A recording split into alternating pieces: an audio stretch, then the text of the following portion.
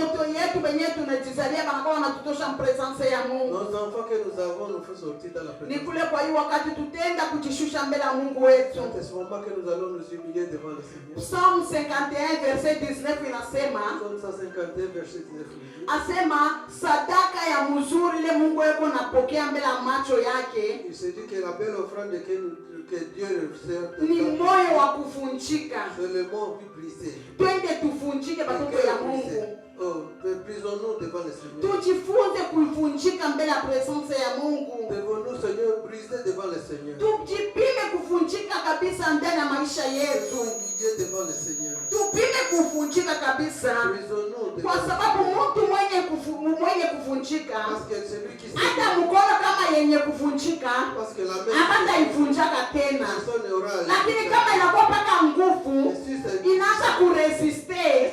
Bakipige hapo kiuma même si on bat des marteaux itavunjika. Lakini kama inajinyenyekeza, inalekea, inajishusha. Tujifunze kwa kujishusha watoto yangu. Lakini tunda ya kujishusha inakuwa ni tunda mwa mzuri. Kama ulishushe huruma kanutalomba. Mtu kulishusha chitu yake kulomba huruma. Kama ujue kulishusha utalomba huruma. Kila wakati tunataka kulipatia pata wewe raison. Ni kule kwa hiyo wakati twende tulishushe eko mbele ya macho ya Mungu. Kila mtu enda kituikale. Chacun de nous tujifunje. briser. Angalia nifashika nurachana na Mungu wako. Voilà là où tu t'es séparé avec ton Ni mukusema par tes paroles, mumawazo par tes pensées, tunakuwa tunatoka presence ya Mungu kila wakati. Nous sortons dans la présence de Dieu à tout moment. Tutaenda kuomba ni katika jina la Yesu Kristo tuombe. Bwana Mungu wa milele, kimbilio na tegemeo langu, Bwana Mungu wa amani. Baba shene kusimama hata ndani ya presence yako kwa sababu mimi najua kusema mimi nakuya mwanamke mwenye dhambi. Baba kiburi kile nitawala. Yesu haleluya. Bwana rehema yako ikamate mfalme wa amani. Bwana mawazo na mafikiri kila wakati na kila sana itosha presence yako. Moyo wa huzuni Bwana. Bwana Mungu kinywa changu kinaanza kushuhudia uongo. Bwana unirehemu mtakatifu. Baba unisamehe kwa asubuhi ya leo. Mimi napenda nikufurahishe eko. Acha nikuye sadaka yenye kukufurahisha asubuhi ya leo. Acha nipate kuya sadaka ya kukufurahisha mfalme mwema. Haleluya. Bwana rehema yako itukamate. Baba tunaomba huruma kabisa. Baba tunaomba achilio. Bwana huruma yako itukamateko. Huruma yako itionekanieko. Huruma yako yanze kwenda kutukamata. Haleluya. Asubuhi ya leo Baba tunaomba huruma. Tunaomba achilio. Yesu nisamehe moyo wangu. Bwana unisamehe kwa kabisa. Unisamehe kwa mtakatifu. Haleluya. Haleluya. Bwana tunaomba huruma. Haleluya. Kwa hiyo wakati tukupaka ndani ya huruma, twende tukaombeane kwa huruma mmoja na mwingine. Tuombe kwa huruma juu ya watumishi wote wa kanisa. Tuombe kwa huruma juu ya mamambre wote wa kanisa. Tuone hapo kabisa mkono wa Mungu. Uso wa Mungu ifuchame kwa makosa yetu. Twende tuombe katika jina la Yesu Kristo. Bwana tuongoze kimbilio na tegemeo langu. Baba yangu tazama mnaenda kwa watumishi wa Mungu wote wa kanisa mbele ya macho yao. Baba yangu wewe njoo unabajua kabisa, wewe njoo unatufamia kweli. Wewe njoo unajua kila mmoja na mwingine. Baba hakuna mwenye atasema njia mwingine Bwana atashuhudia na uongo, lakini wewe njoo unajua haki ya kila mmoja na mwingine. Baba nikule naenda kutuachilia ndani mikononi mwako. Baba tunaomba huruma yako ishuke. Baba huruma yako itonekane asubuhi ya leo. Samea kila mambre wote wa kanisa ndani mikononi mwako, kwa sababu bila huruma yako mfalme mwema hakuna hata mmoja anaweza kusimama mbele ya uso wako. Baba bila rehema yako Bwana Mungu yote tutafanya Bwana asubuhi ya leo itakuwa ya bure. Baba tunaomba rehema yako itonekane asubuhi ya leo. Samea kila mmoja na mwingine. Bwana utusamehe kwa kabisa. Utusamehe kwa Shakapanga. Utusamehe kwa Emanuele. Utusamehe kwa Mungu pamoja nasi. Wewe ndio Mungu wetu katikati yetu. Tunaomba rehema yako Bwana. Tunaomba achilio kabisa. Utusamehe mfalme wa amani. Utusamehe kwa kimbilio na tegemeo letu. Baba tunaomba huruma kabisa. Samea kila mmoja na mwingine. Bwana samea kila mmoja na mwingine. Twende tukajifungule kabisa. Ni kunashikia roho kunasema tutubu kabisa. Twende tutubu, twende turepanti, tufungule maroho yetu. Haleluya. Twende tutubu kabisa. Tuite damu ya Yesu Kristo ianze kututakasa. Tuite kwa damu ya Yesu itakase service ya leo. Damu ya Yesu itakase bale bakingaliki mumanjia. Takasa damu ya Yesu itakase service yote ya leo. Tutaomba ni katika jina la Yesu Kristo. Bwana tunahitaji damu yako ya mwana kondoo wa Mungu. Ile damu yako imwanga pale Golgotha. Yanze kwenda kutakasa sasa kila mmoja na mwingine. Acha tena damu yako yanze kwenda kusafisha mawazo mafikiri ya kila mmoja. Tunahitaji damu yako yanze kwenda kusafisha kabisa. Damu ya mwana kondoo wa Mungu, damu ya uwezo, damu ya moto, damu yako ya ushindi Bwana, yanze kwenda kututakasa. Acha damu yako tutakase kabisa. Acha damu yako tutakase Bwana. Acha damu yako itakase kila mmoja na mwingine. Acha damu yako itakase service ya leo. Takasa bebe kwa manchia na mapana kuja. Bwana damu yako yanze kwenda kuwatakasa watumishi wako. Damu yako ya bei tutakase kabisa. Tunapenda kukufurahisha Bwana Mungu. Tunapenda kukupendeza asubuhi ya leo. Baba tunahitaji damu yako ya bei yanze kwenda kututakasa kabisa. Damu yako ya uwezo, damu ya ushindi. Baba damu yako isafishe, damu ya amani, damu ya maana, damu ile inakuya na amana na harufu mzuri. Yanze kututakasa na kutuparfime. Hata damu yako yanze kutuparfime Bwana Mungu asubuhi ya leo. Mtu ya kukupendeza Bwana ni katika jina lako Yesu Kristo. Bwana Mungu wa milele tunahitaji damu yako. Tuko mpaka katika ndani ya maombi. Haleluya watoto wa Mungu. Tunajua kusema Mungu wetu anatusamea. Mungu anatusamea. Juma ndiko kuna tushuhudia kusema. Wasema anakuya Mungu, anakuya mtajiri kwa huruma, maskini kwa kasirani. Il est riche en pardon et pauvre en manake utajiri wake kwa huruma unatuonekania. Sa richesse de pitié est grand pour nous. Inatuonekania iko juu yetu. Ça se montre sur nous. Ni kule kwa hii wakati. C'est pour cela que tukigari mpaka ndani ya maombi. Tutaenda kusimama watoto wa Mungu wale wenye kuikala tusimame. Ni wakati tutaenda kuita tena presence ya Roho Mtakatifu. Nous allons appeler la présence de l'Esprit. Tuite Roho Mtakatifu ituongoze.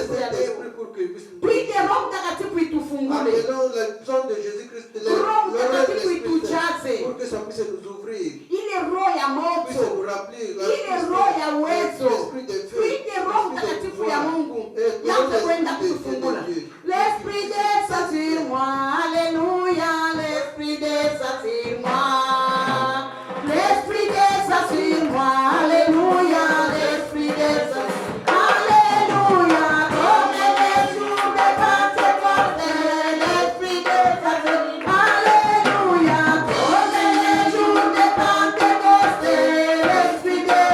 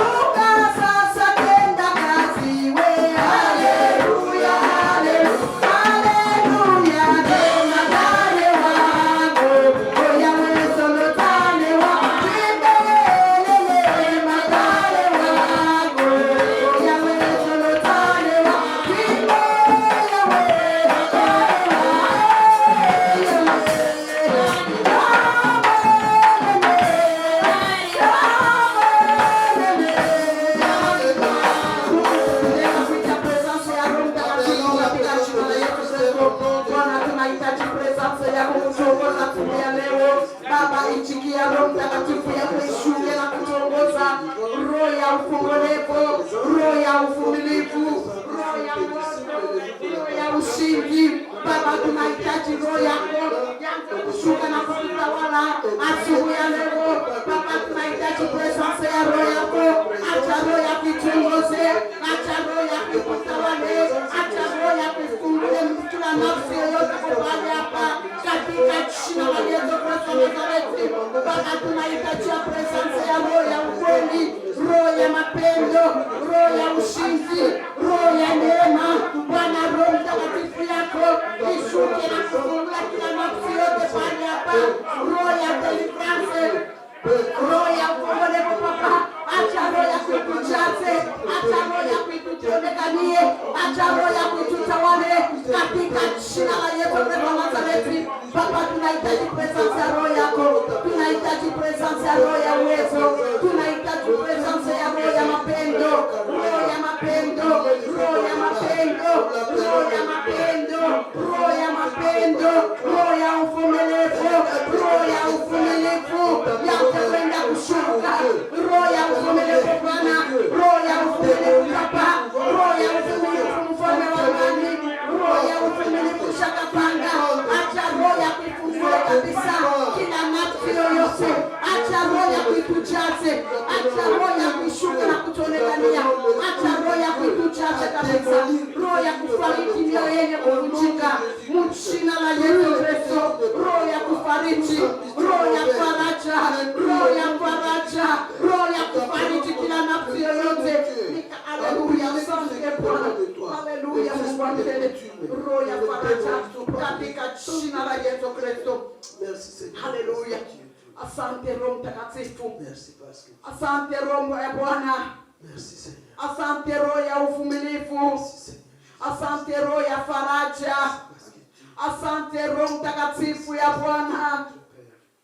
Haleluya.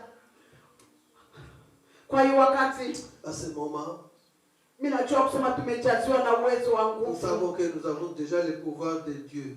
Kila wakati, kila saa, À tout moment, mimi najua kafashi panakuyaka watoto ya Mungu. nous savons que partout là où il y a Ile ni les maandiko enfants tu de kuna Dieu, shuhudia. ce sont les paroles qui témoignent. Asifashi panakuya watoto ya Mungu. Là où il y a les enfants de Dieu, Shetani yashikosaki kupatembelea. Satan aussi il trouve place. Na shetani ashitakuya kuvala masengo.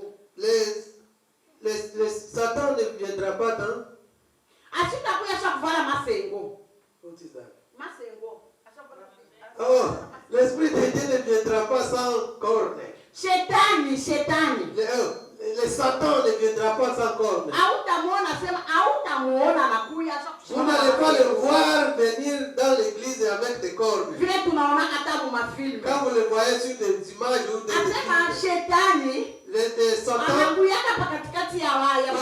il viendra parmi les hommes de Dieu pour distraire les enfants de Dieu. Il vient dans le groupe des enfants de Dieu. Celui qui sera dans la distraction, c'est celui-là que le diable va. Vous allez le voir que quand je suis dans la distraction, le diable va m'embouter. Le Satan veut utiliser n'importe qui parmi nous pour qu'il soit seulement dans notre groupe. Aujourd'hui, vous allez voir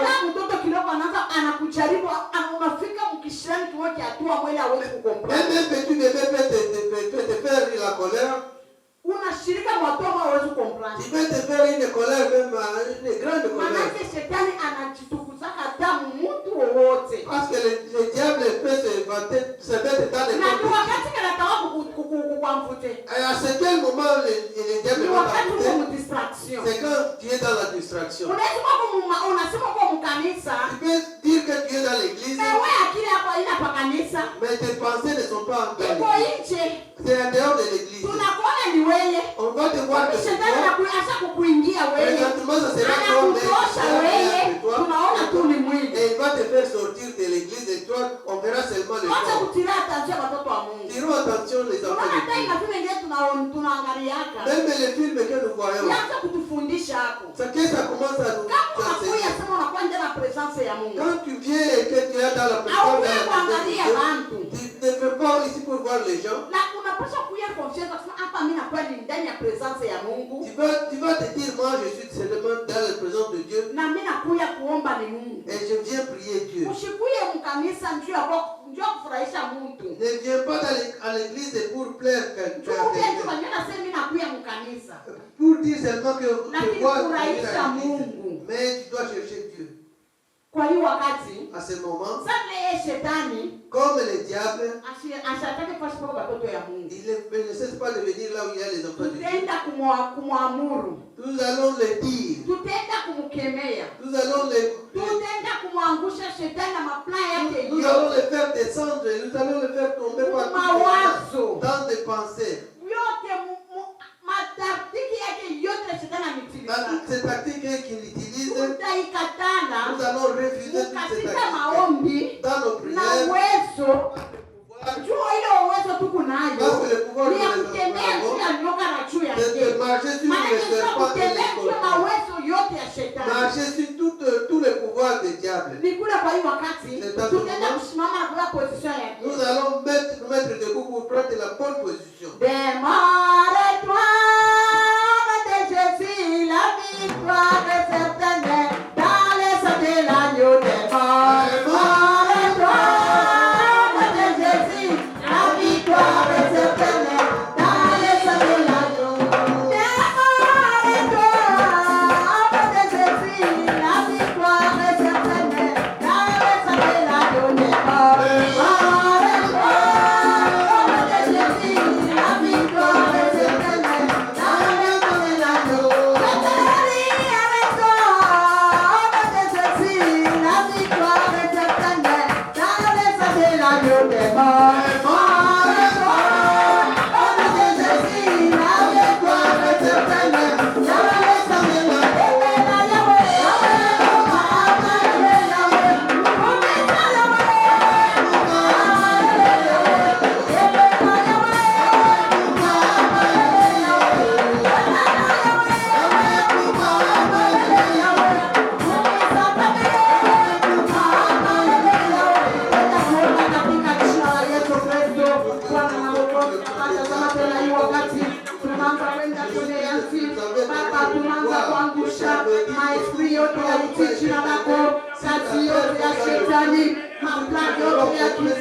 Manifestação yote satanike yana china na Yesu Kristo.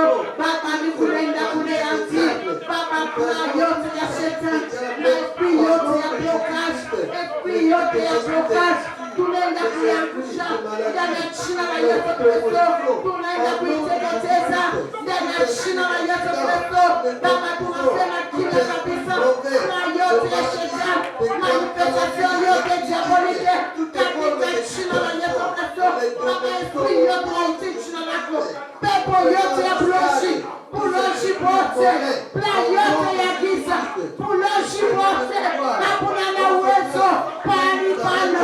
Kwa sababu tunakuwa ni pani patakatifu. Baba wewe unaambia moto ya kusema. Moto tuondoka kule miaka yako. Kwa sababu pana soka kwa pani patakatifu. Baba puloshi bote. Nguvu yote. Esprit yote satanike. Puissance yote diabolike. Mataki yote ya mitume ya giza. Haina na uwezo. Ile imetukufunga kabisa. Tunakukamilisha kazi yako. Baba tendeni watoto. Ninasema mafi yote. Baba munoshi bote. Mungu yote. Uwezo wa ya kisa. Haina na uwezo. Katika jina la Yesu Kristo. Bwana na mwokozi wetu. Katika jina la Yesu Kristo. Asante Bwana milele. Asante Jehova Jireh. Asante mtakatifu mwema. Haleluya Seigneur. Kwa hiyo wakati tutaenda kushikia maombi ya kufungula kazi. Nous allons entendre les prières pour le début de notre culte. Tutaenda kuomba Baba Belania atufungulie kwa kabisa service ya leo. D'aujourd'hui, nous as donné, Seigneur, une bonne semaine. Tu nous as réveillés ce matin. Tu nous as fait, Seigneur, promener par-ci, par-là. Et Seigneur, nous voici encore devant ta face, encore pour la journée d'aujourd'hui, pour te rendre grâce. Tu nous as choisi cette journée, Seigneur, afin que cette journée soit pour Seigneur, pour ta gloire. Et nous demandons, Seigneur, ta présence maintenant. Voilà que nous sommes encore, Seigneur, devant ta face. Nous prions même à tous ceux-là qui ne sont pas encore avec nous, qui sont encore de route, pour que tu puisses les couvrir de ton sang, Seigneur Jésus-Christ. Nous savons qu'ils utilisent des objets fabriqués par des humains. Tu vas leur bénir, Seigneur, afin qu'ils puissent partager avec nous cette grande bénédiction. Bénis toutes les activités qui seront faites ici, Seigneur Jésus-Christ. Que toutes les activités soient conduites par ton Esprit Saint. Nous demandons la présence de ton Esprit Saint sur chacun de nous. Que ton sang puisse, Seigneur, couvrir chacun de nous. Oh Seigneur Jésus-Christ, nous prions pour le prédicateur, nous prions pour l'officiante, Seigneur, nous prions pour les traducteurs, Seigneur Jésus-Christ, pour tous les fidèles, que ta présence soit avec chacun de nous. Tous ceux qui vont te chanter, Seigneur, nous les bénissons aussi. Merci Seigneur parce que tu es Dieu. Au nom puissant de Seigneur Jésus-Christ, nous avons Seigneur ainsi prié. Amen. Amen. Alléluia.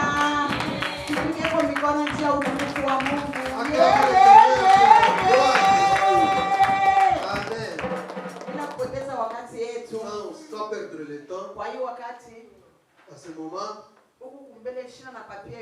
nous n'avons aucun papier avec nous. Nous avons cet ordre-là de faire des écrits sur ta main.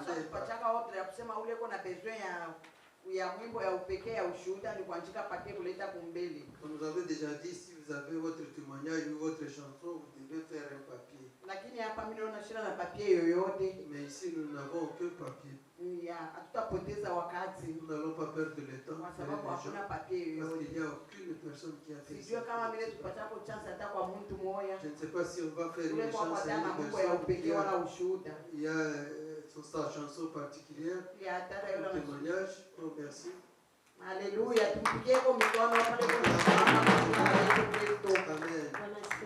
Amen. Amen. Inua moyo wangu ili mimi nizungumze nawe. Inua moyo wangu ili mimi nizungumze nawe. Mara nyingi shida yasumbua moyoni, mwanadamu huogopa na kunung'unika. Dunia ni Mungu ameniachia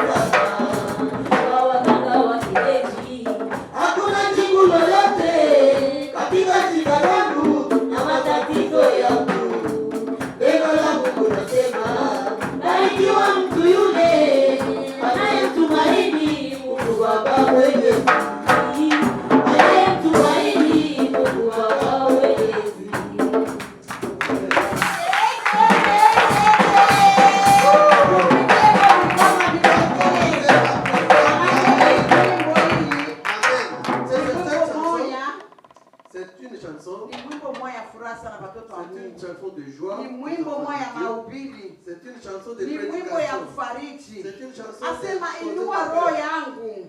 Levez nos cœurs. Njoo ya kusema nipate wakati ya kuzungumza na wewe Mungu. Pour que je puisse trouver le temps de parler avec Njoo toi. wakati tunaishi katika dunia hii. Parce que quand nous vivons dans ce monde, Tunapita katika magumu ya kuachana nous passons dans des peines Lakini différentes. maandiko inasema Mais la parole nous dit, katika mambo yoyote dans toutes choses, mioyo yetu iko tayari jua kumwabudu Mungu. que nos cœurs, nos esprits soient prêts à adorer le Seigneur. Dans des peines ou dans des joies, Tumshukuru nous Mungu. devons remercier Maana le kuwe na ile Seigneur. roho ya kumwabudu Mungu kila wakati Que na tu kila puisses saa. avoir le cœur de pouvoir Hata adorer kama le magumu Seigneur à tout moment. inakukamata, Même s'il y a des peines, unapata hapo wakati ya kumuonesha hapo Mungu. que tu trouves le temps de montrer Wewe à ni Dieu, kumuuliza tu Baba. demander Baba Père, merci. merci. Lakini ni mambo gani?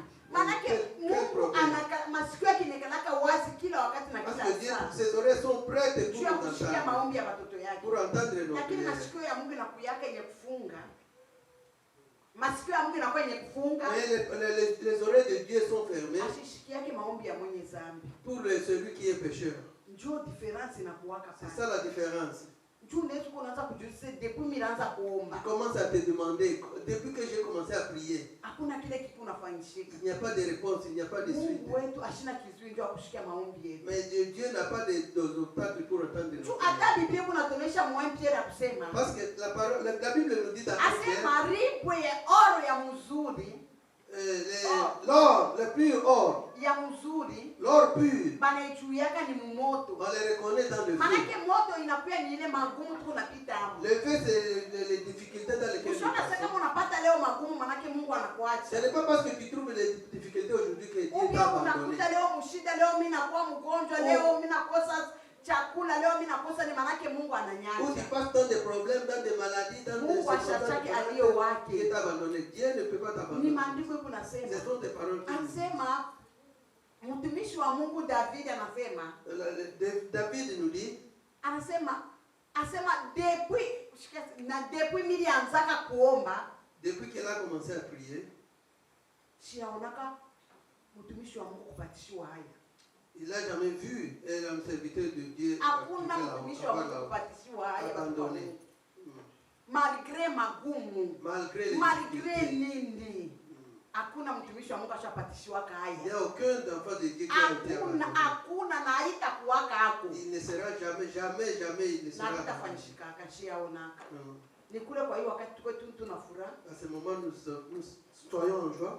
kwa hiyo wakati À ce moment, tutamwita hapo Douglas atupatie kwa mimbo mbili nous allons appeler la maman Clarisse pour na mama deux Pastor, chansons. mama Nyota bakwe batusaidie na mimbo juu ya sadaka. Elles viennent nous aider Tupatie kwa avec mimbo deux mbili, kila chansons. mtu aprepare ofrande Et nous yake. préparons nos offrandes, nos Yeah. sacrifices pour la gloire de Dieu. Tutashimama wote na Nous furaha ya allons amani mettre na debout Bwana. avec la joie. Ne Tusimame soyons pas tuku mbele ya timides. Mungu wetu. Ne soyons pas timides. Devant notre Seigneur, nous devons être Tusimame tumshukuru Mungu Joyeux. wetu katika nyimbo na sadaka vyote. remercions notre Dieu dans nos offrandes et nos chansons. Tusimame hapo.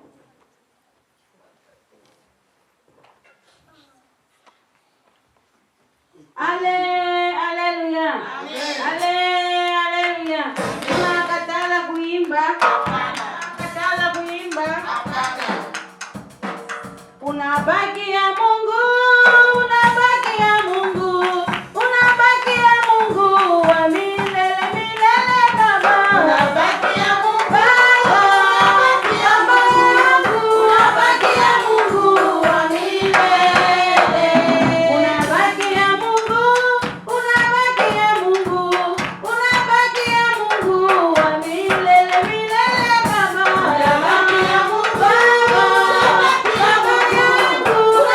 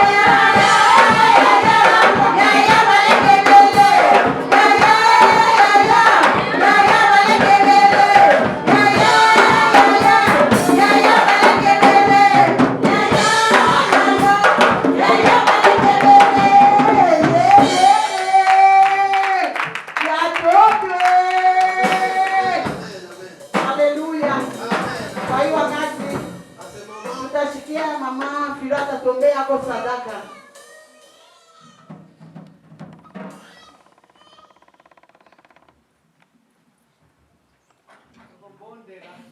Amen. Nous allons prier.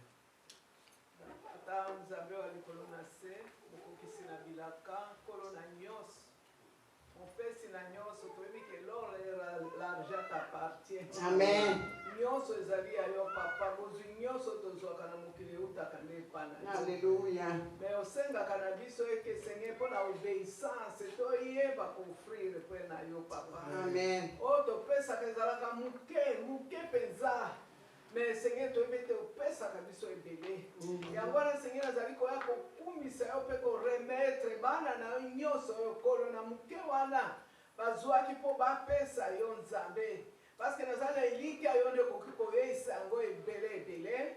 Natiki bango na maboko na yo nzambe. Kende na kopambola misala na bango.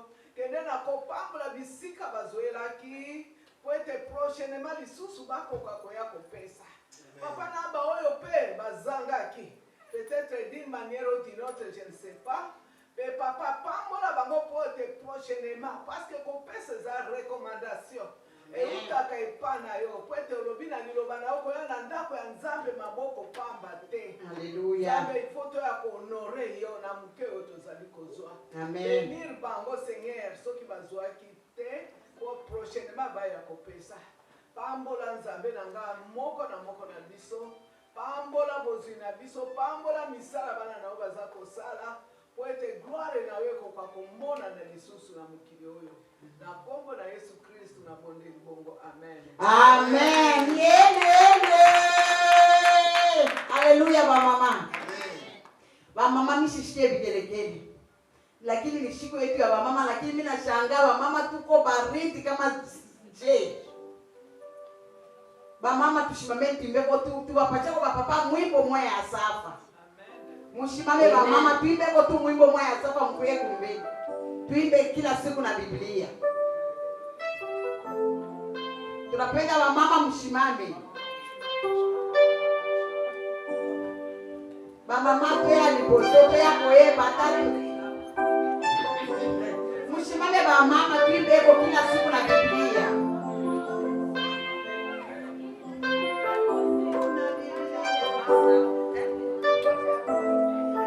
Amen, amen, amen, amen.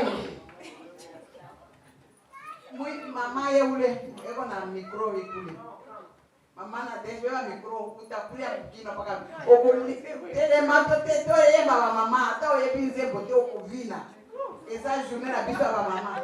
Na boni malele le bit. Mama esa telema. Mama esa kuya na wewe uko mama. Amen. Tunapenda wa papa batoni.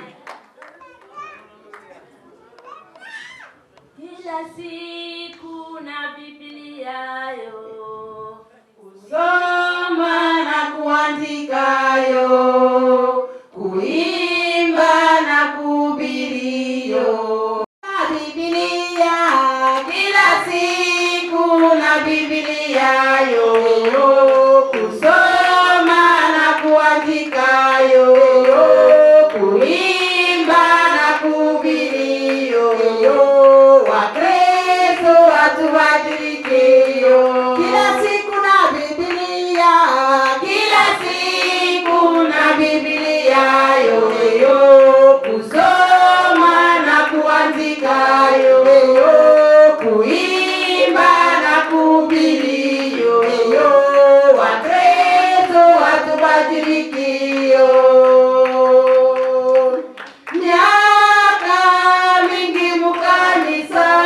Matendo yao mbali na Mungu, waaminifu wa leo ni kweli, miaka mingi mukanisa, matendo yao mbali na Mungu, Wakristo wa leo ni kweli, miaka mingi mukanisa, matendo yao mbali na Mungu, mbali na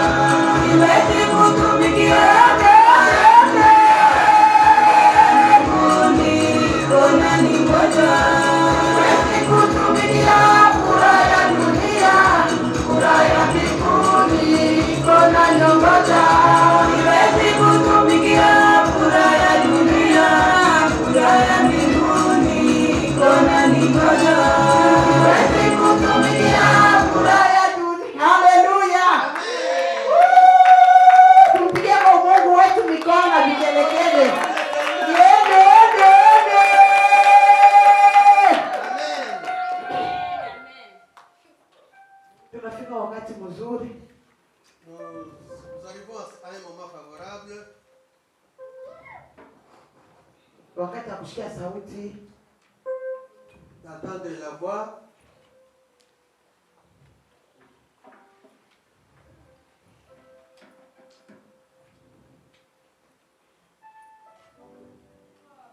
Tutaenda kushimama watoto wa Mungu. Twende tujitayarishe kwa kusikia sauti ya Mungu. Twende tukamwoneshe kwa Mungu atupatie kwa roho ya mnofu. Amen. Tuambie kwa Mungu atupatie kwa roho ya mnofu. Appelons Dieu. Disons Dieu de nous donner les cœurs de la chair. Roho ya mnofu ya kupokea sauti. Les cœurs de la chair qui peut se briser pour entendre sa parole. Sauti ya Mungu ishaanze kutoka tu inakuwa inapita. Que la parole de Dieu ne puisse pas Ishaanze kupika paka paribu watoto ya Mungu. pour détruire les enfants encore des enfants de Dieu. Leo aujourd'hui, tumuoneshe kwa Mungu atupatie kwa roho ya mnofu. Montrons à Dieu qu'il nous donne le cœur de la chair. Njia ya kwanza kupokelea sauti yake, njia ya kuiweka katika vitendo. Pour que nous puissions entendre sa parole et les mettre. Niko nakumbuka siku moja iko nishategea na tuambia hapa kusema. Je me rappelle un jour le diable. Asema tushanze kummemorize sauti ya Mungu. Que nous ne puissions pas seulement mémoriser la voix de Dieu. Maana tushanze kufanya kubeba sauti ya Mungu sa livre ya histoire. Et nous ne pouvons pas porter. Lakini tuanze kumedite sauti ya Mungu. Commençons à méditer les. Maana tuanze kuomba juu ya sauti ya Mungu. Commençons à prier pour la parole. Juu ya kusema tuanze kuiweka katika tendo. Pour que nous puissions les mettre. Maroho yetu yaanze kuchukua sauti ya Mungu. Que les cœurs puissent prendre les Hata paroles. wakati unataka kusema, Même quand tu commences à parler. unakumbuka sauti ya Mungu. Tu commences à te rappeler. Ilisema hivi. La parole de Dieu. Ifo niseme je. Il faut que nous Kama mimi nataka kutembea, sauti ya Mungu inasema nitembee je. la parole de Dieu. Hata kama unataka kuajiri, Même quand tu veux. faso ya kuajiri kwako, ifo kuajiri pamoja na sauti ya Mungu. Kwa hiyo wakati tutaka kumuonesha Mungu, atupatie kwa roho ya mnofu. Tutaenda kuomba ni katika jina la Yesu Kristo tuombe.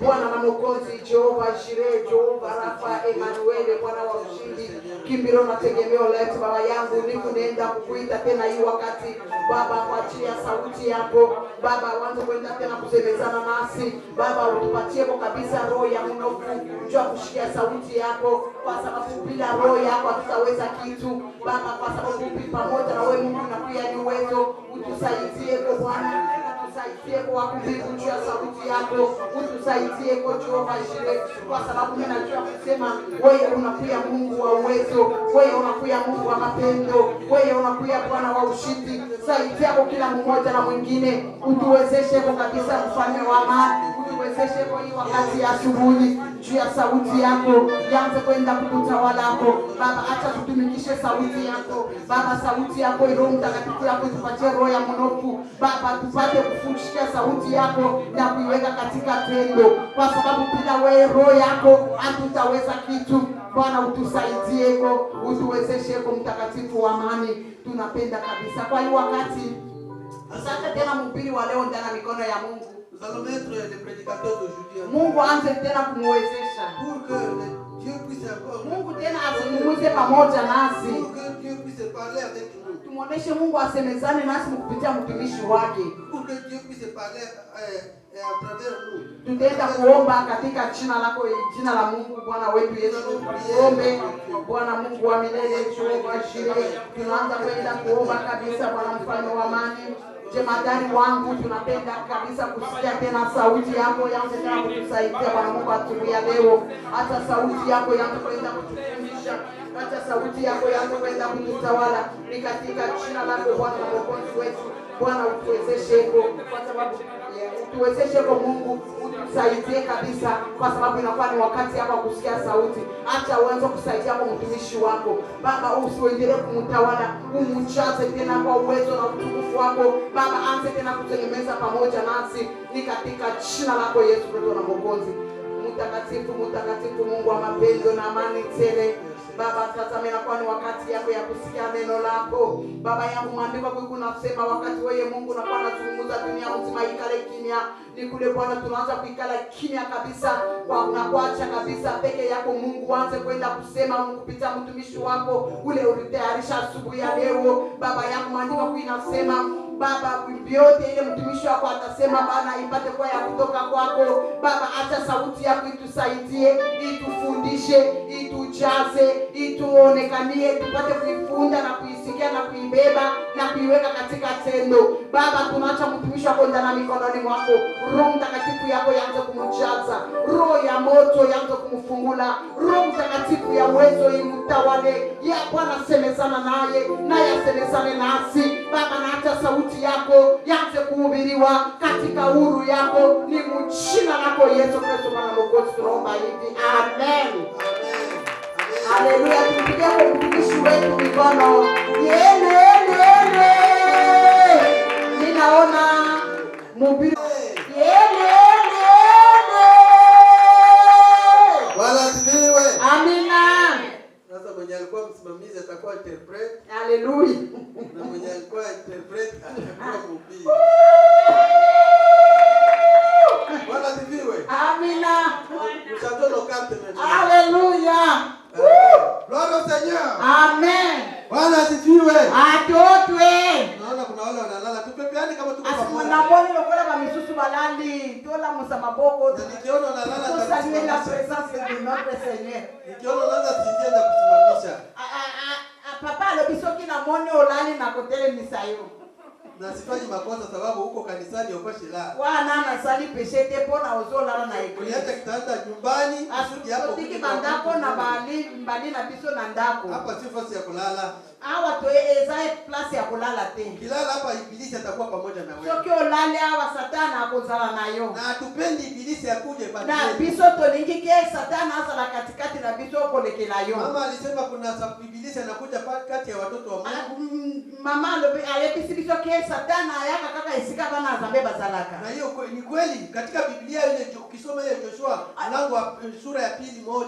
Wana Isaya solo soko tali na Josué chapitre Job chapitre 2 chapitre ukianzia 1 hapo na kushuka soko tali na verset ya 1 tina C. Ukisoma ile 1 chapitre 2 chapitre 3 utakuja kuona Yes, ibilisi alikuwa anakuja katikati ya malaika. Soko tali na chapitre 2 na 3 ukotala ndenge nini satana bandaki kozala kati ya bana na Nzambe. Malaika wanakuja kupresenter raporo yao kwa Mungu. Maangelo ba yeko presenter nini bakurona bakwepa Nzambe. Na ibilisi naye anakuja kati. Satana na yepe ayeko kumipresenter. Imaginez-vous d'abord la présence du Seigneur, Satan aussi est là. Asema utashangaa mbele ya Mungu mena shetani yeko pale. Avec la gloire du Seigneur, le diable aussi est là. Asema pa utukufu ya Mungu lakini shetani yeko pale. Moizi alikuwa tunaenda mlimani akaona utukufu wa Mungu, sura ikabadilika. Baloba ebisikito ke Moizi lera kendaki na montagne pona kendo komona na Nzambe nini La face. elongina echangeaki. Imaginez-vous 40 jours tu anakaa huko sura ikabadilika. Asema akotaki na 40 jours de jeûne mais sa face echangeaki. Musa sura ikabadilika. Asema face na yeye elongina. Akaogopa sura ya Mungu. Ayokaki nini? Pere zani. Yeah. Ayokaki kobanga. Yeah, mais le diable n'a pas peur de cela. Mais Satan ya banga kite. Même ici nous sommes là, nous sommes parmi nous ici. Hata hivi tuko hapa katikati yetu. Il y a des gens qui ont des différentes ambitions. Ase kuku bengine beko na machani beko na nini mawazo yenye kuachana chana. Nous ne sommes pas venus ensemble tous ici avec une seule idée. Ase tuko pamoja lakini mawazo iko yenye kuachana chana. Haleluya. Il y a de ceux-là qui sont venus dire seulement. Kuku bengine banakuya hapa tu njoo niende tu njoo. Ma mère m'a dit d'aller là-bas. Ase njoo mama nienda niende. Mon épouse m'a forcé d'aller à l'église. Bibi yangu aliniforce twende. Mon mari m'a dit venez. Wangu alinisutusha paka twende. Nous n'avons pas où aller. Asema hatuna na kwa kwenda twende tu tujionekanishe. De 12h à 13h nous serons là. Tutaanza tu 12h à 13h tutakuwa paka pale tu paka vile tu. Et nous sommes tous ici. Lakini tuko wote pamoja. Nous croyons être toujours devant la présence de Dieu. Tutaona kama wote tuko mpresence ya Mungu. Mais nos ambitions sont différentes. Lakini mawazo yetu ni yenye kuachana. C'est ainsi que vous allez mettre votre $10, vos $10 ici. Njoo pale utashangaa na kutanisha hata $10 hapa. Celui qui n'a pas cette ambition de venir glorifier le Seigneur va partir avec. Kule shukrani mawazo ya Mungu ukiweka na beba natoka. Njoo mawazo yake yakwe pamoja nasi. Vous laissez votre sac à main d'une façon distraite. Unaweza kusema sema ni mkanisa ni hata sasa koshangu wazi. Mais celui qui n'a pas l'idée de l'ambition de prier, il va prendre ça. Elles étaient ensemble. Alléluia. C'est ainsi que nous devons mettre, nous devons faire une grande attention.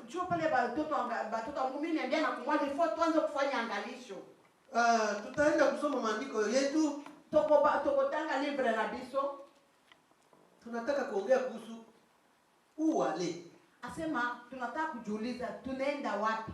Wala twende wapi? Twende wapi? Twende wapi? Kuna wengi wako katika safari lakini hawajui wanaenda wapi. Asema wengine mingi tuko katika safari lakini hatujue unaenda wapi. Haleluya. Nous sommes tous en voyage en route.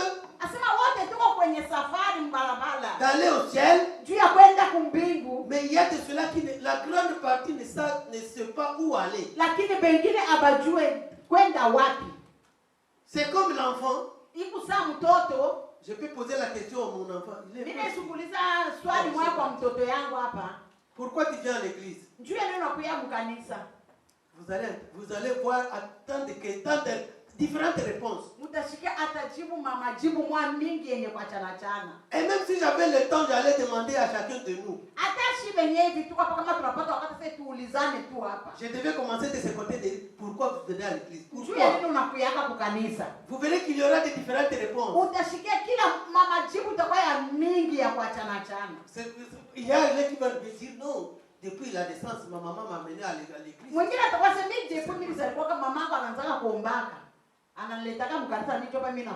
L'autre va dire, c'est parce que mon frère m'avait dit, il y a une bonne église là-bas.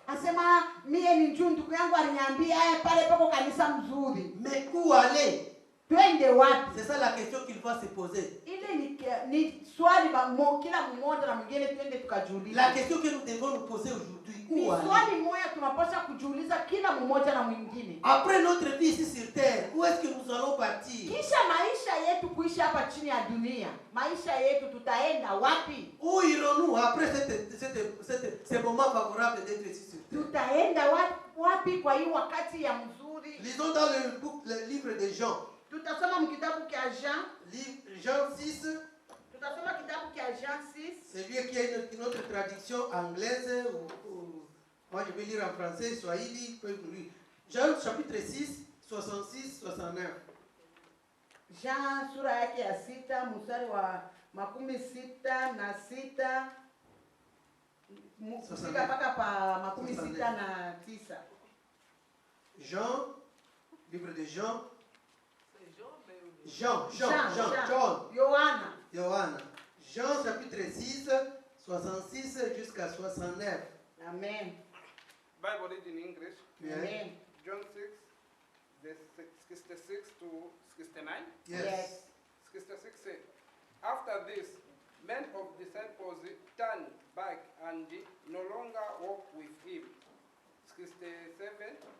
So Jesus said to the 12, do you want to go away as him? 68. Simon Peter answered him, Lord, to whom shall we go? You have the word of eternal life. 69. And we have believed and have come to know that you are the only one of God. Amen. Amen. Alléluia. En français, je peux lire. Jean 6, 66. Dès lors, beaucoup de ses disciples se sentirent et n'allèrent plus avec lui. Lui, c'est qui? Jésus. Amen. Ils ne partirent plus avec Jésus. Ses disciples ne partirent plus avec Jésus. Jésus dit alors aux 12 disciples, voulez-vous partir vous aussi? Mais Simon Pierre lui répondit, Seigneur, à qui irons-nous? Tu as les paroles qui donnent la vie éternelle. Maintenant nous croyons et nous savons que tu es le Saint venu de Dieu. Si tu continues au verset 70, Jésus leur répondit, Bwana Yesu akawajibu, ne vous ai-je pas choisi tous les 12? Amuna wachagulia pamoja na wale 12? Et pourtant, Jambo, l'un de vous est un diable. ase moja katikati yenu ni demo. Il Haleluya. a choisi 12 apôtres. Asema wale 12 wanafunzi. Mais parmi ces 12 apôtres, il y a un diable. Asema wale wanafunzi 12 parukuya demo. Haleluya. Comment il a choisi les 12 et qu'il savait qu'il y avait un diable? Sasa njia nini balichakula ile 12 lakini wanajua kama muko tena demo pale. Il est fils de Dieu.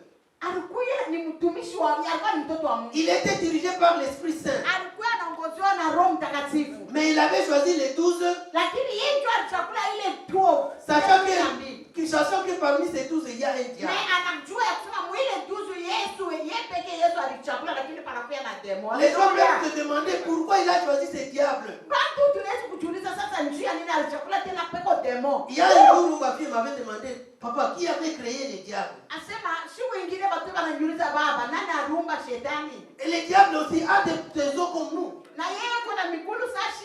Et la maman avait dit, vous n'allez pas voir les diables qui se présentent avec des cornes. Nilisema toka mwanzo mtamwona shetani anakuja kusimama hapa na masengo. Comprenez que Jésus était Dieu. Asema Yesu ni Mungu. Il était dirigé par l'Esprit Saint. Alikuwa anaongozwa na Roho Mtakatifu. Il avait vaincu les diables sur la montagne. Asema alimshinda shetani kule kumulima. Mais il avait choisi 12 disciples. Mais anachakula mduzo wanafunzi yake 12. Parmi lesquels il y avait les diables. Kisha mwile 12 mwile 12 parikuya demo. Et la deuxième le dernier verset ici nous dit ceci. Asema mnasikia mstari mwingine yatuonesha. Il parlait de Judas, fils de Simon Iscariote. Asema walikuwa wanaongea juu ya Yuda Iskariote. Car Judas, quoi qu'il fût un des 12 disciples, asema njoo ule Yuda alikuwa mmoja wa wale 12. Il allait trahir Jésus. Njoo alipasha kumuuzisha mtoto wa Mungu. Mais il l'avait choisi. Lakini alimchagua. Jésus l'avait choisi. Alléluia. Comme toi tu peux aussi être choisi, tu peux venir à l'église et tu es diable. Unaweza kuja katikati ya kunja watoto wa Mungu. Tu peux passer tout ton temps dans l'église et tu es diable. Unaweza wakati yako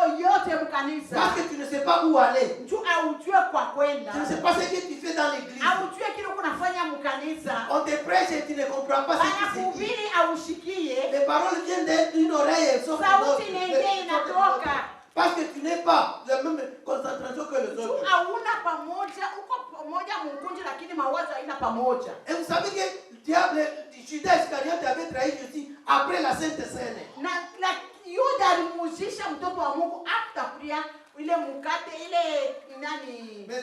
Meza ya Bwana. Il venait de la Sainte Seine. Anatoka mkula meza ya Bwana. Jésus leur avait dit non.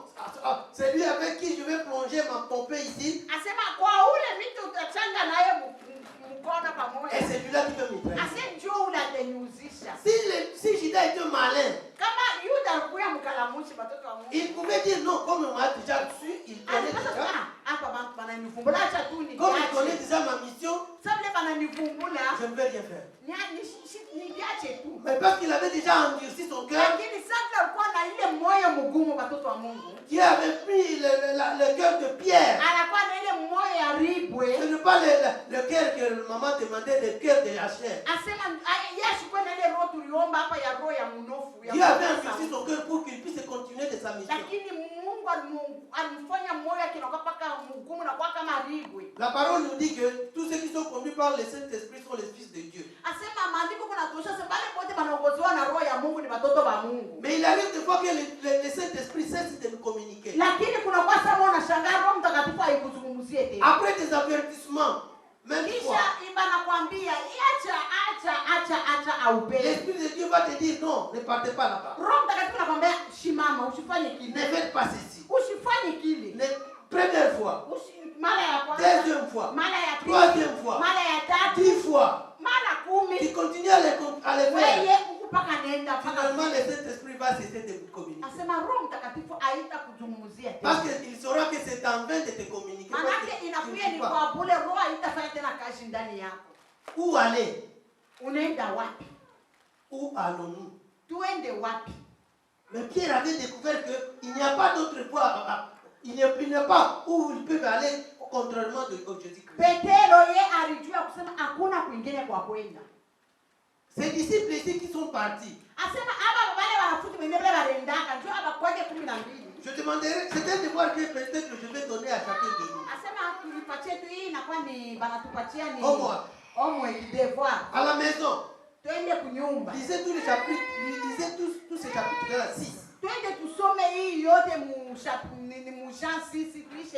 Vous allez voir pourquoi les disciples sont partis. Ils étaient partis parce que après avoir multiplié le pain, beaucoup de gens sont venus pour manger. Ils ont mangé, ils ont fait des réserves. Après cela, les disciples sont venus nombreux. Ceux qui suivaient Jésus sont venus nombreux pour manger. Mais après tout, Jésus avait dit non. Parce que lui voyait ce qui était dans leur cœur. Il voyait ce qui était dans leur cœur. Il savait non qu'il ne venait pas pour la parole. Il venait pour le pain. Maintenant, finalement, il avait dit, seulement moi je suis le pain de vie. Mais comment ça se fait? Ils se sont posé des questions maintenant. Toi, tu es le pain de vie. Jésus a continué à leur dire, si vous ne me mangez pas, si vous ne mangez pas ma chair, à jamais vous serez le fils de Dieu. Mais comment ils ont commencé à se demander, à se poser des questions. Manger sa chair. Sommes-nous des sorciers? Pour manger la chair digne de l'être humain? Ça, ce n'est pas possible. Oh, il est détraqué, il est devenu fou. Ameruka kichwa. Manger sa chair. C'est petit que nous avons vu naître ici. Peut-être sa chair n'est pas bonne.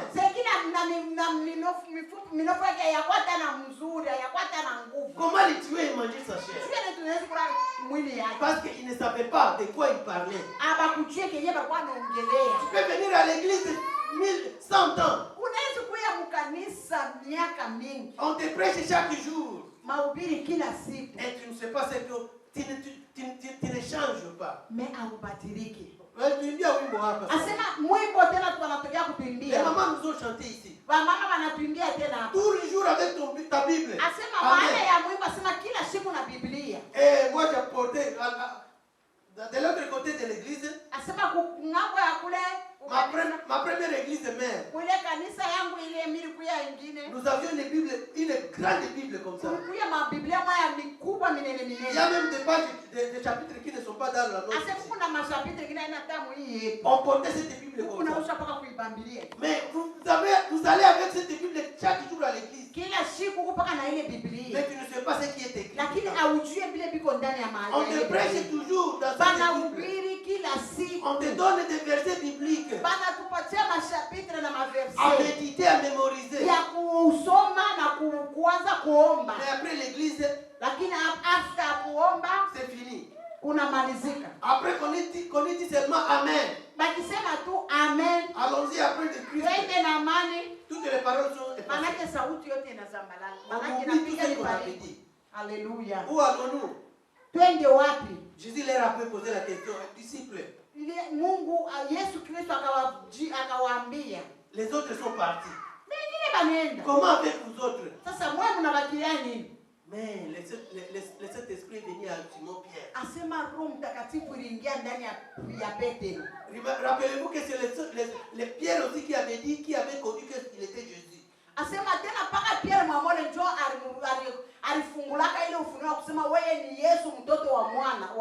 Et ce qui me surprend beaucoup, c'est le Pierre qui était âgé. Il était plus âgé que Jésus. Il était plus âgé que tous les disciples. Et c'est lui qui était encore loquace, il parlait trop. pas te nier. C'est pour cela que le proverbe nous dit dans beaucoup de paroles nous tombons dans des pièges.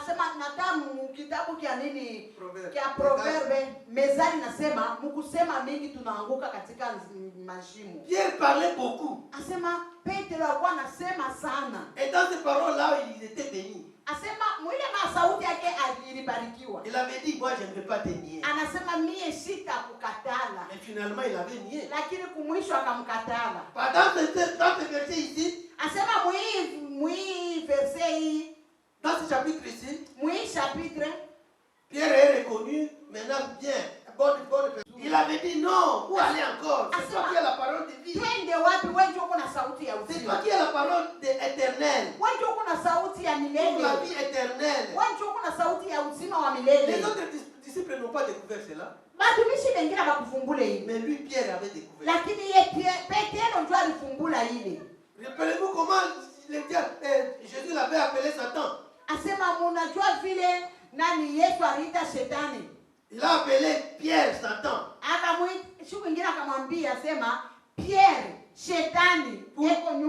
Pourquoi? Parce qu'il voulait handicaper sa mission. Pierre avait dit à Jésus, non, tout cela n'est pas.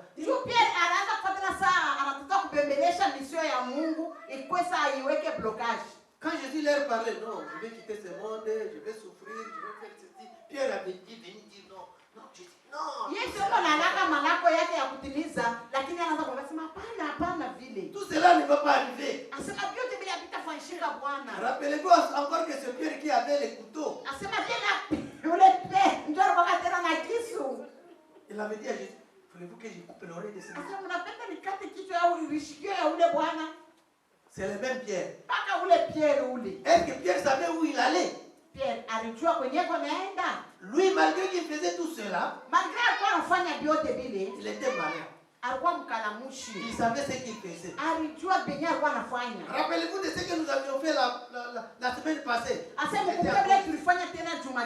Nous avions parlé du livre de Jean 21. Quand j'ai parlé de l'unité de pécheurs,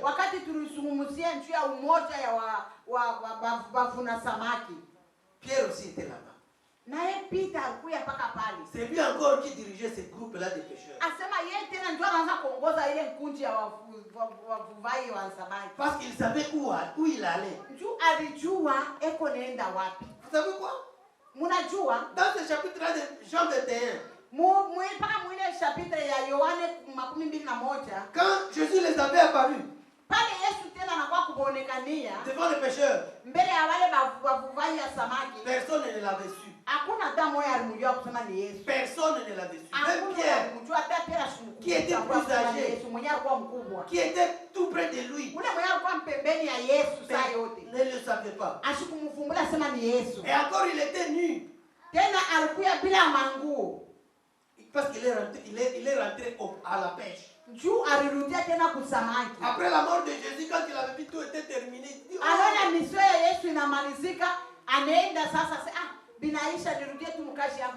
c'est monsieur que je suivais mort. J'avais abandonné tous mes travaux à cause de ce monsieur.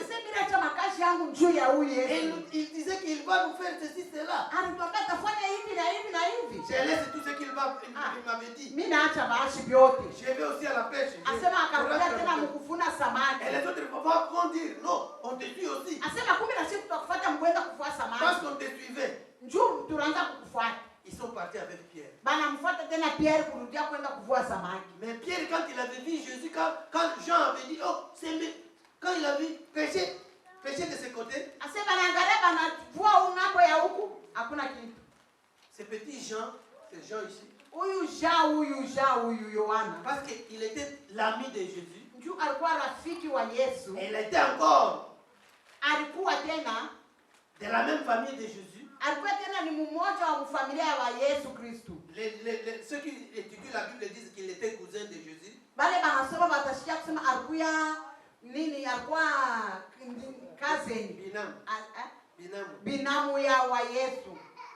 Il avait dit, oh, c'est Jésus. C'est à ce moment-là que Pierre avait découvert maintenant que c'est Jésus.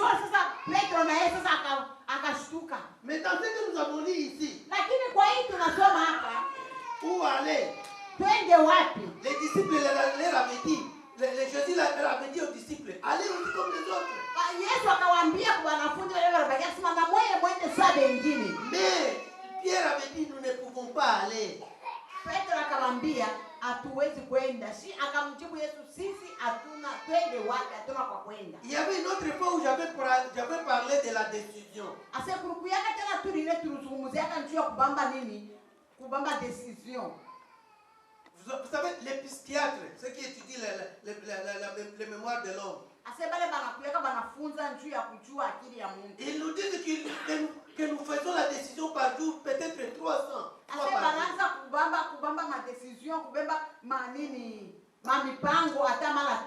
Nous faisons la décision par jour de 300 à 1700. C'est selon les psychiatres.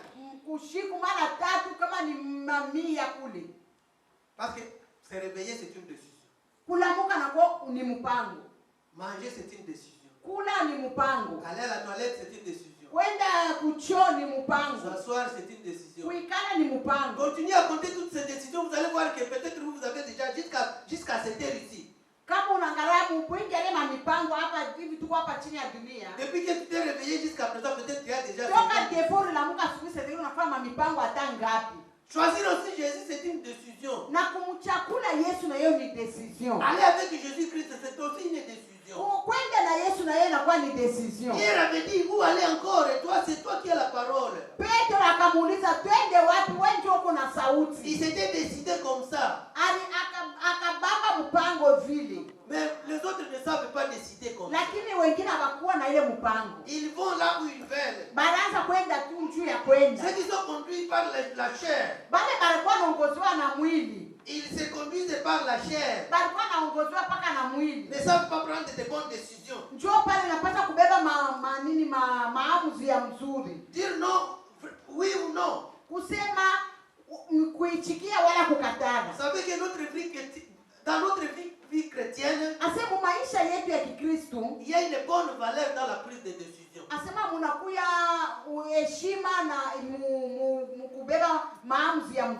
C'est seulement ta décision qui peut te faire arriver au ciel. Dans notre voyage ici sur terre, nous sommes encore en plein voyage. Tout le monde est encore en plein voyage. Et si tu vas te faire une mauvaise décision,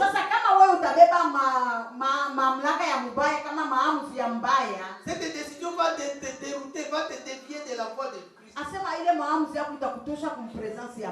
Parce que même la prostitution, c'est une décision.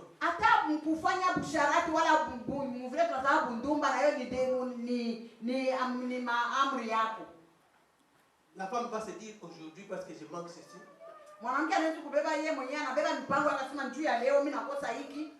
Je quitte l'église et je vais dans l'hôtel.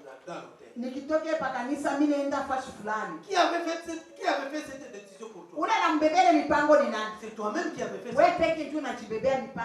Tout ce que tu fais, c'est par ta propre décision. C'est décider aussi d'aller en Jésus, c'est ta décision. Pierre a vu l'importance de se décider d'aller avec Jésus. Sachez que le diable ne nous oblige pas de pécher. À jamais le diable ne va vous obliger. Mais seulement il vous propose. Comme il avait dit à Ève dans le jardin d'Éden.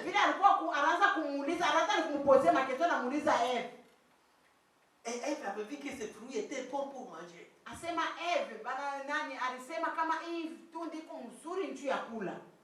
Mais le diable n'avait pas dit de prendre ces fruits. Le diable ne l'avait pas prise par la main et dit non, va prendre ce fruit. C'est Ève lui-même qui s'est précipitée à prendre le fruit. Et c'est Ève lui-même qui s'est décidé de prendre le fruit et de donner à son mari. Aucune page dans la Bible avait dit que Satan veut dire à Ève, Shetani ashukutumake na kumkaburia Eva. c'est seulement la décision de Ève. Yeye mwenyewe Eva ndio alidesidaka. Où aller? Twenda wapi? Où est-ce que nous allons partir? Tutenda wapi? À Jésus ou au diable? Kwa Mungu wala kwa shetani? Aujourd'hui, posez-nous cette question-là. Tujiulize, inakuya ni swali kwetu. Depuis que vous êtes dans l'église de 20 ans, Depuis tuko mkanisa miaka mingi. les années ne valent rien. Miaka iseme kitu. Tu peux être une année dans l'église et tu iras au ciel. Unaweza kuya mashiko kiloko mkanisa unafanya vitu vizuri. Tu peux venir à l'église aujourd'hui et tu iras au ciel plus que celui qui a passé 100 ans. Unaenda kumbingu njuu ya kuya tu leo, lakini ule amekala miaka mingi mkanisa anabakia. C'est seulement ta bonne décision qui va te faire Ni arriver. ile amri mzuri, mamlaka mzuri njuu itatupeleka. Réparez-vous de celui qui était sur la croix avec Jésus-Christ. Ase tukumbuke ya ule bale walikuwa pamoja na Yesu kumsalaba. À la dernière minute. Asema ya siku ya mwisho lufu lunaonekana. À la dernière minute. Asema ya mwisho kabisa. Il était parti avec Jésus. Lakini alijikuta kumpembeni ya Yesu. Il avait dit Jésus-Christ, quand tu serais dans ton royaume, rappelle-toi de moi. Asema akamwambia Yesu Kristo, wakati utakuja kufalme wako nikumbuke eko na mimi. Et même dans la Bible, Jésus-Christ nous dit que même les prostituées vont nous précipiter dans l'église. Asema mu Biblia Mungu anasema na basharati banetu kututangulia kuingia. Pourquoi? Juu ya nini? Parce que nous sommes accoutumés à recevoir la parole de Dieu. Juu sisi tunabeba sauti ya Mungu kama zowezo. Ceux qui sont chrétiens, ceux qui semblent être chrétiens. Ase bale banajishikia kuya batumi bo banakuya ba Kristo. Ils se font chrétiens plus que Anajifanya kuya Mkristo. ils se font saints plus que les saints. Anajiona kama yeye anakuya mtakatifu kupita na watakatifu. Il se dit, moi je ne peux pas faire ça. Mimi sitafanya vile. Mais voyez ce qu'il fait la nuit. Mai, sasa mwende bila kunafanya msiri. Dans l'église, il est bon. Mkanisa anajifanya ni mtakatifu. Mais en dehors de l'église, qu'est-ce qu'il fait? Inje. À 2 pas de l'église, qu'est-ce qu'il fait? Inje. Mais la prostituée ou les adultères, ils se reconnaissent. Asema bale bandumba na basharati banajijua. Ils se reconnaissent. Comme ici Pierre s'était reconnu. Banajijua kama vile Pierre alipetelo alijijua. Quand vous lisez la Bible dans Luc 19, kama tunasoma tena Luka 19, c'est l'histoire des Zachée. inakuwa ile historia ya Zakayo. Il s'était reconnu. Zakayo alijulikana. Il s'était reconnu coupable. Alijijua. Il avait dit, moi j'ai péché contre toi et contre le monde. Alijijua ya kusema mimi nilikosea mbele ya watu na mbele yako wewe. À qui j'ai pris, j'ai retiré les taxes par fraude. Kwa wale pote nilikuwa naibia nani? Je vais les remettre 4 fois. Tabarudishia tena kufanya multiplication. Est-ce qu'il avait remis 4 fois? Est-ce que alipaswa arudishe 4 fois? Mais c'est seulement il s'était reconnu coupable. Lakini alijitambua. Mais nous, les chrétiens d'aujourd'hui, nous ne nous reconnaissons pas. Lakini leo shiba Kristo wa leo atujitambue. On te dit pécheur, toi tu commences à crier. Oh, moi, kama nasema unafanya kile unafanya ni kibaya, wewe unaanza kulalamika. on t'appelle les sorciers, tu dis, oh, celui-là t'a mal appelé. Bananiita sema mlozi, mbona shida? Wananiita mlozi. Il n'y a pas de sorcellerie qui avoir une grande colère. Asema mpaka balozi njoo wakwe na bishilani. Il n'y a pas une sorcellerie qui avoir une grande colère. Asema haina sema kuya na bulozi njoo kuya na kishilani mwale ya nguvu. Il y a des ceux qui sont dans l'église et ils disent non, moi je ne vais pas pardonner, à jamais je pardonnerai ce monsieur. Kuku bengine peko mkanisa umeko na napa njuu ya kusema sitamsameheaka mtu fulani. Ça, Oh Yesu. ça c'est la sorcellerie. Bulozi kupita na ule analukaka. Pourquoi tu refuses de pardonner quelqu'un? Wewe uko nakatala kusamea mtu. Dieu pardonne, toi pourquoi tu ne peux pas pardonner? Mungu anasamea, lakini wewe mwenyewe mtenda dhambi na wewe uko nakatala kusamea. Ça c'est une sorcellerie. Asema ile inakuwa ni bulozi. Tu vois tout cela. Mungu yuko naona Il est bien vyote. que nous puissions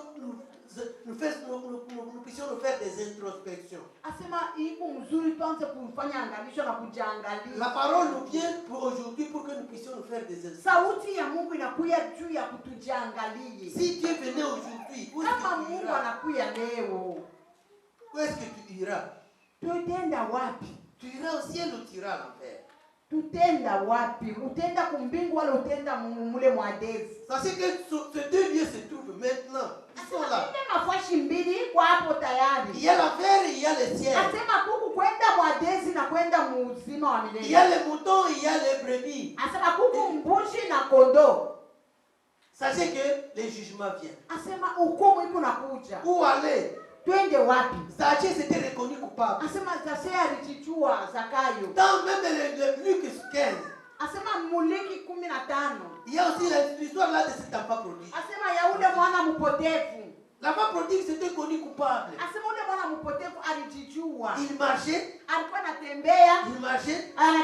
Après avoir pris tous ses héritages, il a gaspillé tout cela. À la fin, il s'est reconnu. Il s'est dit pourquoi?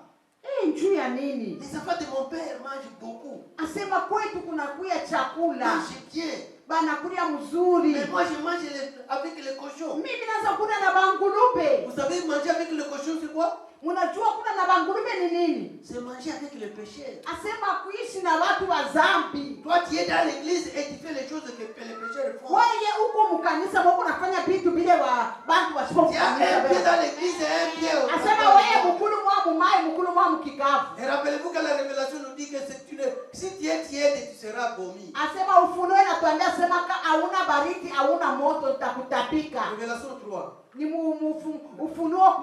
Mais le monde d'aujourd'hui, les chrétiens d'aujourd'hui sont tièdes. Et c'est pour cela que les miracles ne se font pas. Et pourtant Jésus nous avait dit nous ferons des miracles plus que ce qu'il avait fait. Mais aujourd'hui les miracles ne se font pas parce que nous sommes tièdes. Nous ne sommes pas chauds. Nous ne sommes pas chauds à la parole de Dieu. Nous sommes un pied dehors, un pied dedans. Quand nous sommes dans l'église, nous avons la Bible. En dehors de l'église, nous avons d'autres choses. Les mêmes caractères que nous devons avoir dans l'église. Les mêmes caractères que nous devons avoir dans l'église. C'est les mêmes caractères que nous devons avoir en dehors de l'église. Mais voyez la parole, la bouche de celui qui était dans l'église. La Bible nous dit que la source d'eau ne peut pas sortir l'eau amère et l'eau douce.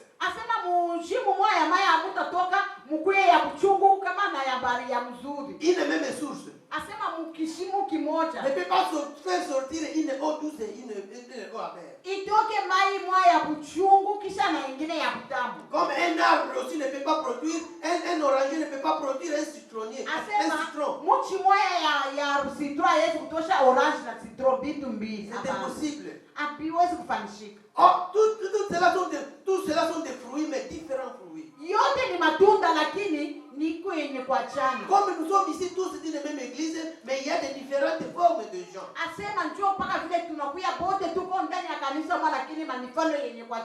Nous lisons la même Bible, mais nous interprétons la Bible différemment.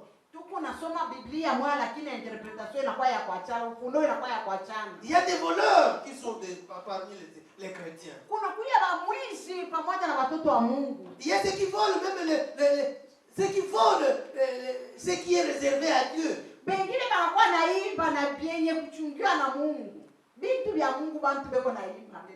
La vérité est bonne à dire. Les dîmes de Dieu, nous volons ça. Et nous comptons aller au ciel. Ça c'est à Dieu, ce n'est pas à un humain. Il t'a donné le travail pour que tu puisses lui rendre ce qui est dû à lui. Mais tu ne peux pas le faire ça. Et tu vas te dire chrétien. Moi je suis chrétien.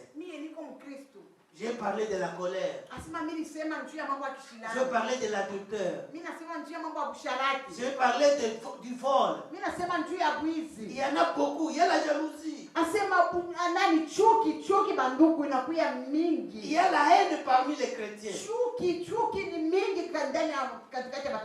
Nous voyons que ce sont des péchés, de petits péchés, mais il n'y a pas de Asema ni dhambi mwa kidogo, lakini kwa Mungu hakuna dhambi kidogo na mnene. La rancune. Asema chuki. Nous faisons des haines à nos Kishilani kishilani tu. Moi-même, je ne vais pas saluer. Je ne saluerai plus ce monsieur. Mimi sitamulamukia kata yambo. Même saluer. Na yambo tu. Et tu vas te laver en plein savon. Asema utaenda kuna savon. Mais tu ne veux pas saluer quelqu'un. Mais upende kulamukia hata mtu. Parce que Seigneur, parce que seulement ton cœur est noir. Juu ya ile roho yako mweusi. Alléluia. Et pourtant le cœur devait être de la chair comme le marbre. Il faut unakuwa na roho ya mnofu kama vile moderatrice alisema. Tu veux ne pas pardonner et tu veux que Dieu puisse te pardonner. Wewe haupende kusamehe na unatafuta Mungu akusamehe. Alléluia. La parole nous dit que si tu ne pardonnes pas, Dieu aussi ne te pardonne. Maandiko yanasema wewe kama usamehe na yeye Mungu asitakusamehe. Amen. Même si tu vas n'importe où. Hata unaenda wapi? Bamingi banaanza kuona kama anakuja huko kwa Amerika anafika ni kumbingu. Même si tu viens ici. Hata unafika mu Amerika. Et tu as refusé de pardonner quelqu'un au Congo. Unaacha mtu musha kukosanaka naye ku Congo. Ce péché est écrit dans les livres. Ile zambi yenye kuandikiwa ujasamehe na wewe kwa Mungu. Même si tu viens ici pour 30 ans. Hata unekala miaka 30 hapa. Si tu ne parviens pas à réparer avec ton Dieu. Kama utafute kutengeneza na Mungu. À pardonner tout ce monsieur là. Na kusamehe wote walikukosea. À pardonner tout ce garçon là. Bale babiana bote. Tu es dans le malheur. Asema inakuwa ya oli. Tu es à l'entrée de l'enfer. Asema wewe huko munjia ya kuingia mwadezi. Rappelez-vous que Dieu avait dit à Caïn. Asema Mungu akamwambia Kaina. Quand il voulait tuer son fils, son frère. Pale alikuwa wakati akumuua ndugu yake Abeli. Genèse 4. Il lui avait dit. Akamwambia hivi munani? Mwanzo 4. Le péché est à l'entrée de ta vie. Asema zambi iko mubarabara ya maisha yako, iko pa uso yako. Si tu ne fais pas attention. Kama ufanya angalisho na hii zambi kumpembeni yako mbarabara yako. Le péché est à porte là. Asema zambi kumulango yako. C'est pour cela que nous devons faire attention. On nous prêche chaque jour. Banatuhubiri kila mara. Nous lisons la Bible chaque jour. Tunasoma maandiko kila mara. Mais nous ne changeons pas. Lakini hatubadiliki. La chanson ici nous a parlé de ça. Asema sauti mwimbo inatufundisha. Chaque jour nous portons la Bible. Asema kila siku na Biblia. Vous voyez même dans des chambres à coucher de certaines personnes. Na mu mashambre mule tuko na lala. Il y a 30 Bibles, 50 Bibles. Tano 40. Mais ce sont les maisons de cochons. Lakini inakuwa ni nyumba ya nguruwe. Ce sont les maisons de cancrelats. Asema inakuwa ni nyumba ya bintu bibaya. Nous ne lisons pas ces Bibles-là. Atusome ile maandiko vile kunasema. Ce sont seulement les cancrelats qui logent là. Asema ni paka bale manini. Bile bilulu bile ndio biko nachezea hapo. C'est parce qu'on ne lit pas ces Bibles. Njua tusomake. Mais nous en avons beaucoup. Mais tuko nayo mingi. Nous sommes comme des pharisiens. Tunakuya kama wafarisayo. Dans notre église de dimanche, école de dimanche aujourd'hui. Asema masomo ya watoto leo. On nous a parlé des pharisiens. Asema tusungumzia njuu ya wafarisayo. Les pharisiens aussi étaient dans l'église. Asema mukanisa na mo wafarisayo walikuwa kama toka zamani. Ils travaillaient pour Dieu. Alikuwa na baba anasema wanamtumikia Mungu. Mais voyez leur caractère. Asema muangalie sasa mifano yao. Jésus leur comparait des tombes. Asema Mungu akawafanya kama nani kaburi. Vous voyez comme les tombes sont embellies. Asema angalia vile kaburi basha kuifinika. Les tombeaux sont embellis avec des dehors. Bana ifinika mzuri na mafleur banaweka. Il y a des fleurs, il y a des ciments, il y a Banaweka vitu vizuri. Quand vous prenez des images, vous voyez bien. Kama unaangalia hivi kaburi inaonekana mzuri. Mais qu'est-ce qu'il y a dedans? Asema ndani muko nini? Après une semaine, 2 semaines, 3 semaines. Après mashiko kidogo, Des odeurs. asema harufu inatoka. Des eaux. Unatoka vitu La vibaya. peau. Na lakini unatoka vitu vibaya. Des asticots. Hawezi hata kuchokea. Des asticots, Dieu m'a Asema unatoka na les asticots. Vous savez les asticots? Pour les chrétiens, il y a ceux qui viennent. Il y a de corps qui profitent. Asema leo mu makanisa kuna kuya mwili mwe kuna bivinyo. Si Dieu pouvait nous ouvrir les yeux pour comprendre. Kama Mungu anatufungula macho ya kiroho watoto wa Mungu. Et Dieu pouvait faire ses dons parmi nous. Na Mungu eko nafanya bale bantu beko katikati yetu. Jésus, moi j'aimerais vivre le temps de Jésus. Nasema mimi napenda kuishi wakati ya Yesu. Parce que Jésus voyait ton cœur, ce que tu es. Yesu Kristo anaanza fana kuangalia Eva na yana mawazo yako. Il avait dit à ce pharisien, Anaangalia Eva na mbele Farisayo. pourquoi vous pensez cela? Qu'il ne faut pas guérir les jours de sabbat? Njoo ya nini Mungu nawaza vile? Maana hakuna kutunza siku ya Sabato. Laissez les malades seulement malades. Waache tu wa malaria wanatafuta matunzo. Parce qu'il est le jour de sabbat, il ne faut pas guérir. Njoo ni siku ya Sabato. Alléluia. Où aller? Twende wapi? Mes chers frères, Watoto ya Mungu. où aller? Twende wapi? Je vais conclure par ceci. Tunamalizia kwa hili. Les derniers jours, où est-ce que tu seras? Tutajikuta wapi ile siku ya mwisho? Il nous faut déclarer la parole de vie. Asema il faut tutumikishe, tuseme sauti ya Mungu. Nous devons dire non au péché. Tunapaswa kusema hakuna, tushimamishe kwa dhambi. Est-ce que c'est parce que nous venons chaque jour à l'église et que nous irons au ciel? Ni tu tunakuya kila siku mkanisa. Que nous Tutaenda irons au ciel? kumbingu. C'est parce que nous gênons 40 jours que nous Tu irons au ciel. tunafanya mafungo. C'est parce que nous prions jusqu'à faire descendre le feu que nous irons au Tu ciel. tunaomba njoo kusema tunashusha moto ya kutoka kumbingu. Nous n'irons pas au ciel avec toutes ces actions-là. Hatutaenda kumbingu na ile juu ya ile vitendo. Mais il faut reconnaître nos cœurs. Ni kuchichua kujua miaro yetu. Il faut connaître Jésus-Christ Kujua Yesu Kristo dans notre vie. ndani ya maisha yetu. Pierre, Simon Pierre avait reconnu Jésus. Nani Petero alimjua Yesu. Il avait dit que c'est toi le fils de David. Akamwambia sema ni wewe mtoto wa Daudi. Il avait dit que on ira nulle part. Anakamwambia sema hatutaenda fashi yoyote. On ne peut pas aller ailleurs. Hatutaenda fashi nyingine. Même si les autres vont te quitter, moi je ne quitterai pas. Ils ont vu Jésus être sorcier parce qu'il leur avait dit de manger sa chair. Ils ne savaient pas que sa chair, c'est la chair qui va mourir sur la croix. Les sangs qu'ils devaient boire, c'est le sang qui a écoulé sur le mont de Golgotha. Ils ne savaient pas cela parce qu'ils étaient aveugles. Comme les chrétiens d'aujourd'hui sont aveugles. Nous marchons, nous allons, mais nous ne savons pas où nous allons. Le voyage du ciel est très long. Il faut avoir des provisions pour que nous puissions marcher à distance. Mais Jésus, il faut reconnaître seulement que Jésus revient. Et il faut savoir où aller. Où est-ce que tu iras avec cette fin du monde? Tu sauras où aller avec cette fin du monde. Quelle maison tu vas abriter à la fin du monde. Sachez qu'au ciel, on n'aura pas de mari et femme. On ne saura pas, soit c'est Bélanie là.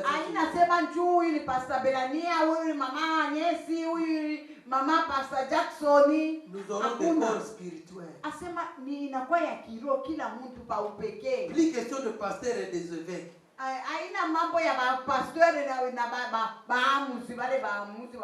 On ne saura pas si tu avais des doctorats en théologie.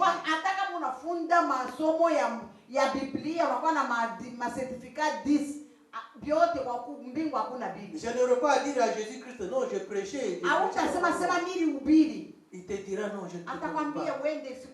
C'est seulement ton cœur que je vois. Ton cœur qui se brise, qui s'humilie devant le Seigneur, qui a fait une bonne décision de choisir Dieu comme seulement son unique.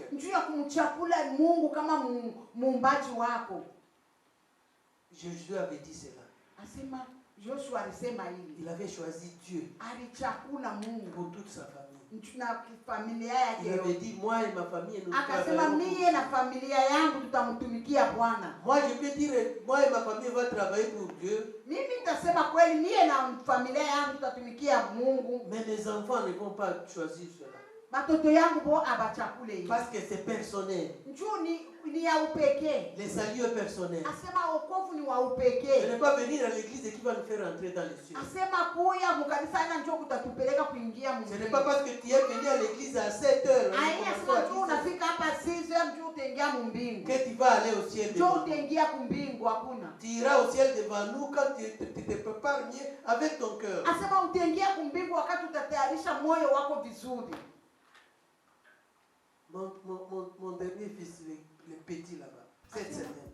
Asema mtoto wangu wa mwisho hii wiki. Cette semaine m'avait demandé. Hii wiki aliniuliza. Papa, quand on meurt, on va directement au ciel. Asema baba, kama tunakufa tutaenda mara moja kumbingu. Je me suis posé la question, pourquoi il a posé cette question? Asema huyu mtoto kidogo njoo na ananiuliza ile swali mkubwa vile. Est-ce qu'on va directement au ciel? Asema kweli tutaenda mara moja kumbingu? Et si j'ai posé cette question à l'église, hata kama mimi nauliza leo mkanisa, j'aurais différentes réponses. Utapata majibu mingi, lakini jibu ni moja tu. On ne va pas directement au ciel. Atutenda mara moja kumbingu. Jésus n'est pas encore revenu. Yesu ashiyakuja. Comment tu iras au ciel et Jésus n'a pas encore wewe utaenda je kumbingu kama Yesu ashiyarudi? Mais Jésus revient. Yesu yuko narudia.